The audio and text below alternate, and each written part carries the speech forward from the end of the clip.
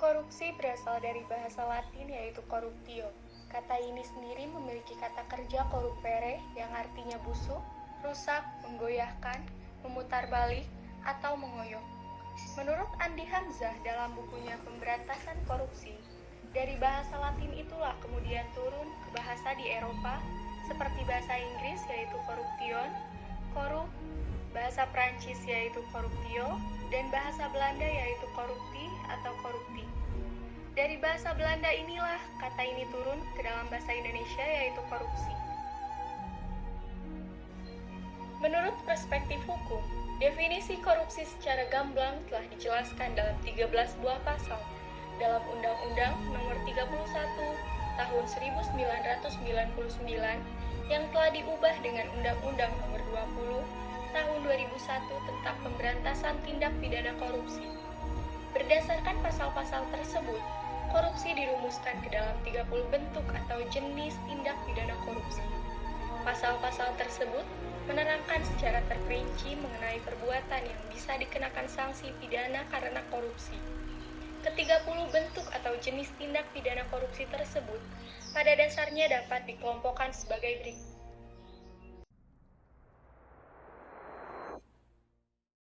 1. Kerugian keuangan negara. 2. Suap menyuap. 3. Penggelapan dalam jabatan. 4. Pemerasan. 5. Perbuatan curang. 6. Bentuk kepentingan dalam pengadaan. 7. Gratifikasi. Dampak korupsi. Korupsi mempunyai dampak buruk yang dapat terjadi di segala bidang yang ada. Tindakan korupsi dinilai sangat buruk karena merugikan banyak orang. Tindakan ini tidak hanya dilakukan oleh orang yang memiliki jabatan tinggi saja, korupsi juga bisa dilakukan dari hal kecil seperti berbohong. Korupsi tentunya harus cepat diberantas dan jangan diberi ampun, karena yang namanya maling uang rakyat harus dihukum dengan cepat dan tuntas. Dengan tidak adanya tindak korupsi, negara akan aman dan tidak mengalami banyak kerugian yang dikeluarkan. Korupsi ini juga memiliki dampak-dampak yang dapat merugikan negara di segala bidang yang ada.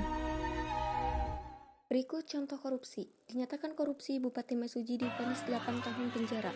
Majelis Hakim Tindak Pidana Korupsi Siti Insirah dalam persidangan di Pengadilan Negeri Kelas 1A Tanjung Karang, Bandar Lampung, hari Kamis, menjatuhkan hukuman kurungan penjara terhadap Bupati Mesuji Kamami selama 8 tahun atas perkara proyek di Dinas PUPR Kabupaten Mesuji, Lampung. Terdakwa terbukti bersalah melanggar pasal 12A Undang-Undang Nomor 31 Tahun 1999 tentang pemberantasan tindak pidana korupsi.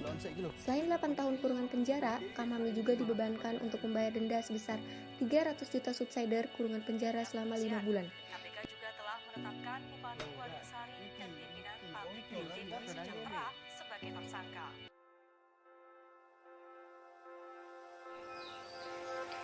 Faktor-faktor penyebab korupsi di Indonesia terdiri atas 4 aspek, yaitu 1.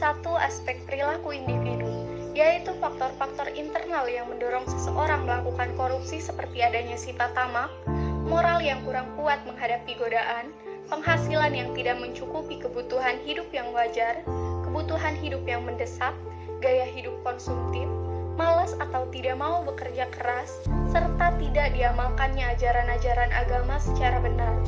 2. Aspek organisasi, yaitu kurang adanya keteladanan dari pimpinan, kultur organisasi yang tidak benar, sistem akuntabilitas yang tidak memadai, kelemahan sistem pengendalian manajemen, manajemen cenderung menutupi perbuatan korupsi yang terjadi dalam organisasi. 3. Aspek masyarakat, yaitu berkaitan dengan lingkungan masyarakat di mana individu dan organisasi tersebut berada, seperti nilai-nilai yang berlaku yang kondusif untuk terjadinya korupsi. Kurang adanya kesadaran bahwa yang paling dirugikan dari terjadinya praktik korupsi adalah masyarakat dan mereka sendiri terlibat dalam praktik korupsi, serta pencegahan dan pemberantasan korupsi hanya akan berhasil bila masyarakat ikut berperan aktif. Selain itu, adanya penyalahartian pengertian-pengertian dalam budaya bangsa Indonesia. 4. Aspek peraturan perundang-undangan, yaitu terbitnya peraturan perundang-undangan yang bersifat monopolistik, yang hanya menguntungkan kerabat atau kroni penguasa negara.